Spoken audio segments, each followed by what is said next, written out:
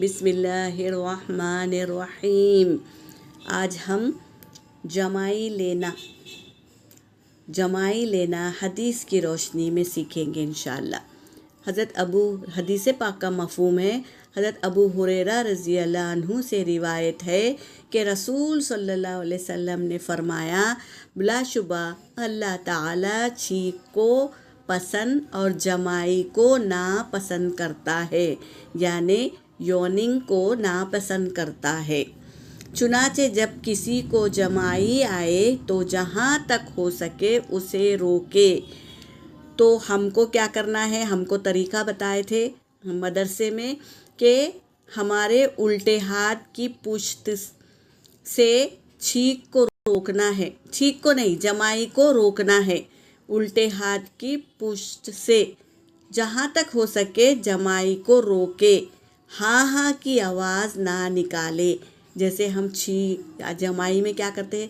ہاں کر کے آواز نکالتے ہیں نا، یہ ہم نہ نکالے، اس عادت کو چھوڑ دے، کیونکہ بلا شبہ یہ شیطان کی طرف سے ہوتی ہے، جو یہ آواز ہے وہ شیطان کی طرف سے ہوتی ہے۔ اس لیے یہ میں طریقہ ڈالی ہوں تاکہ آپ لوگ جمائی لینا بھی سیکھ لے۔ کیسے ہم کو ہر ایک چیز کی آداب سکھائے گئے ہیں، تو یہ جمائی لینے کے آداب تھے تو آپ لوگوں نے سنا۔ اب ہم کو اس پر عمل کرنا ہمارا فرض بنتا ہے، تو انشاءاللہ جمائی کس طرح لیں گے وہ ہم جان لیے ہیں، انشاءاللہ اس پر عمل کریں گے۔ یہ صحیح بخاری کی حدیث ہے۔ جزاک اللہ خیرہ۔ ہمارا کام ہے بلاغ پہنچانا، اللہ ہدایت دے گا۔